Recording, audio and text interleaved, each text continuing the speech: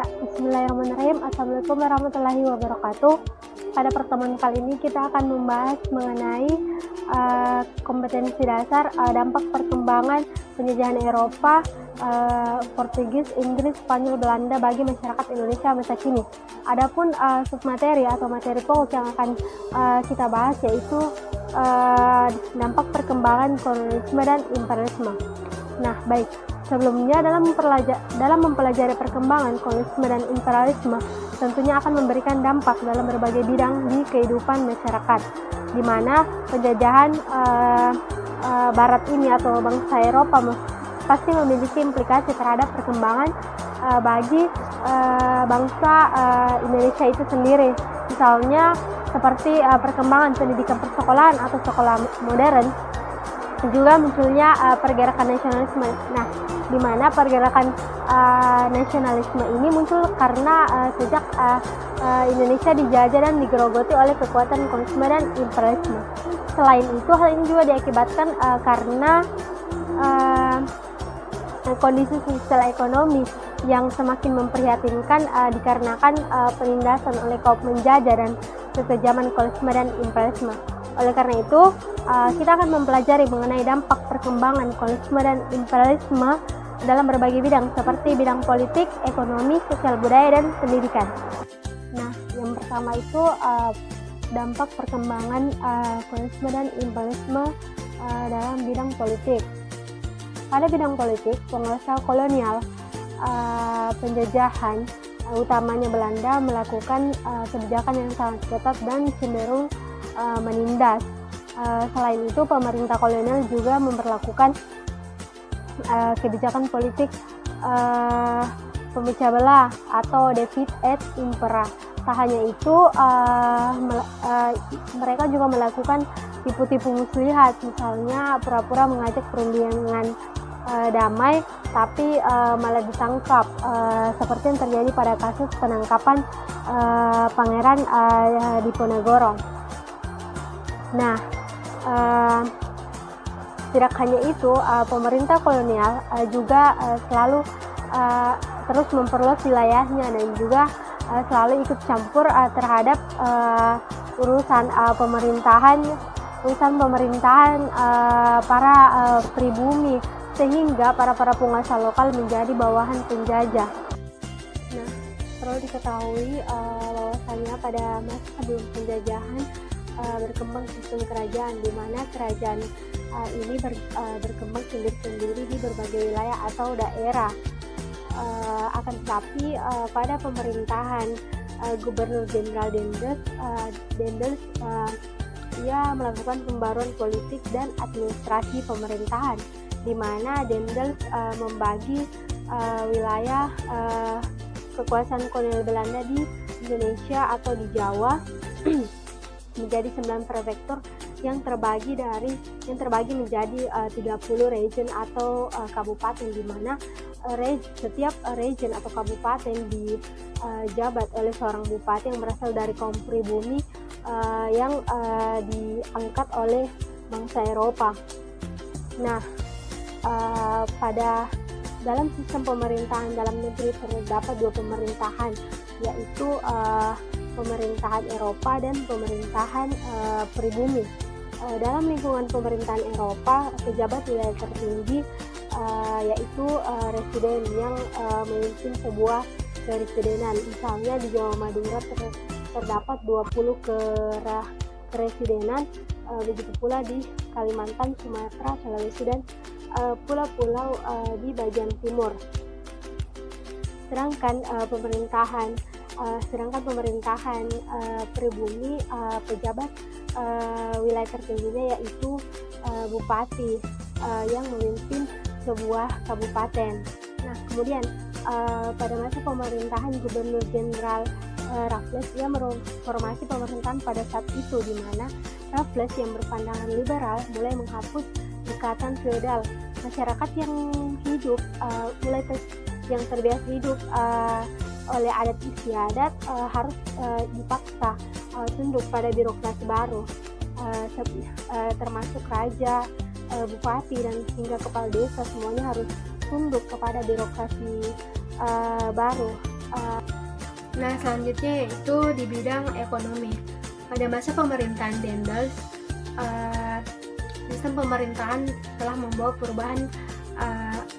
perubahan dari sistem perekonomian tradisional, di mana dalam sistem modern tanah-tanah milik raja berubah statusnya menjadi tanah milik kolonial. Dalam masa pemerintahan kolonial, mencari uang dan mengumpulkan kekayaan menjadi tujuan utama. Nah, uang yang mereka kumpulkan yaitu untuk membiayai setiap keperluan oleh pemerintah kolonial yang berlangsung saat itu. Nah, kemudian untuk mendapatkan uang, pemerintah kolonial memperolehnya dari hasil bumi dari para petani berupa pajak.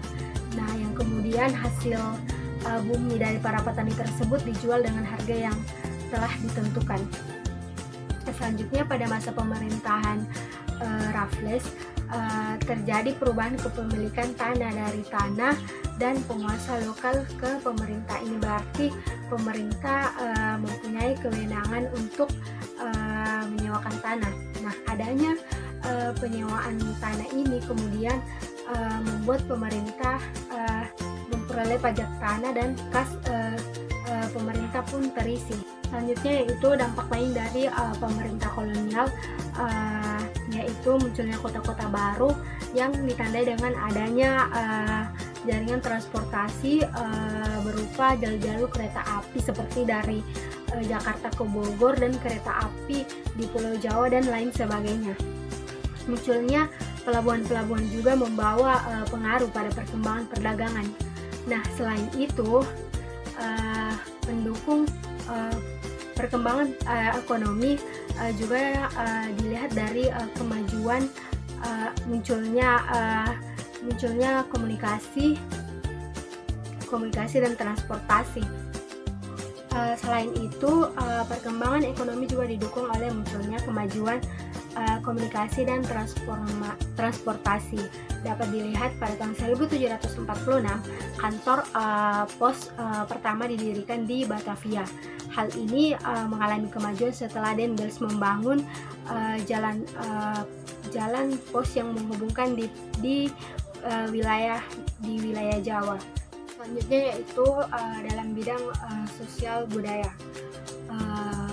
Pada masa penjajahan Barat atau orang Eropa secara tegas telah menerapkan kehidupan yang diskriminatif, di mana orang-orang Barat menganggap bahwa mereka yang berkulit putih sebagai kelas 1, kaum timur asing sebagai kelas 2, dan kaum pribumi sebagai kelas 3 atau kelas yang paling rendah.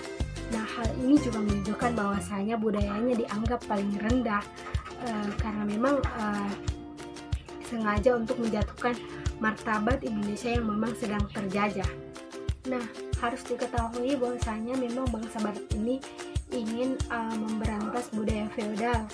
Hal ini terbukti utamanya Belanda yang berhasil menggeser hak-hak istimewa para penguasa pribumi, di mana para penguasa pribumi kehilangan status bangsawannya dan menjadi pegawai pemerintah kolonial dan itu tidak lagi memiliki hak-hak istimewa.